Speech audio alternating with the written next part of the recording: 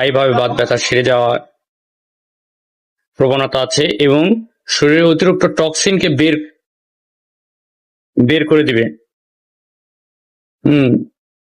এবং বাত ব্যথার মেডিসিন গুলো করে কি, আপনার শরীরে যেগুলো অতিরিক্ত চর্বি এবং তেল জাতীয় আছে, শরীরে অতিরিক্ত অ্যালার্জিক্যাল প্রবলেম যাদের আছে, তারাও এই মেডিসিন গুলো ট্রাই করে দেখতে পারেন। মেডিসিন গুলো হচ্ছে ন্যাচারাল পাতি যেগুলো, সেগুলো হচ্ছে বিশেষায়িত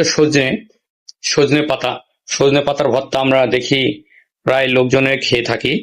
সজনে পাতার ভর্তা, এই সজনে পাতার ভর্তা কিন্তু বাতের ব্যথার জন্য খুব অথেন্টিক কাজ করে। এবং সজনেটাও কাজ করে ব্যথার কাজে, খুব ব্যবহৃত। এবং সজনে পাতার ভর্তাটা খুবই কার্যকরী। দ্বিতীয়ত মেডিসিন হচ্ছে পেয়ারা। আমরা যেগুলো পেয়ারা খেয়ে থাকি সাধারণত, এই পেয়ারা আমাদের বাত ব্যথা এবং মার্সেলের যে ব্যথাগুলো, মাংসপেশির ব্যথার খুব ভালো কাজ করে। দ্বিতীয়ত হচ্ছে আপনার হচ্ছে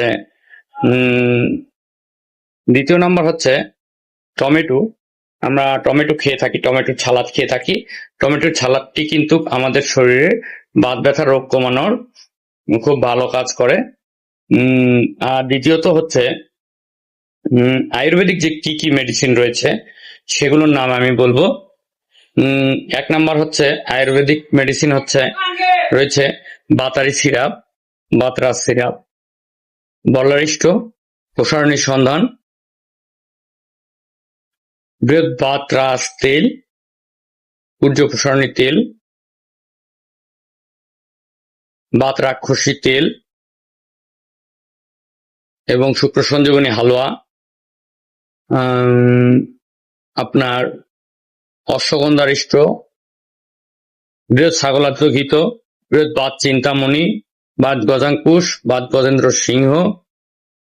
এগুলো মেডিসিন বিশেষায়িত খুবই উপকারী বাত ব্যথা রোগের জন্য, আয়ুর্বেদিক ওষুধ। এগুলো মেডিসিন যদি আপনারা 1 থেকে 1.5 মাস নিয়মিত সেবন করেন, তাহলে আশা করা যায় আপনার চিরজীবনের জন্য বাত রোগ আপনার আউট হয়ে যাবে ইনশাআল্লাহ। আপনারা সকলে ভালো থাকবেন।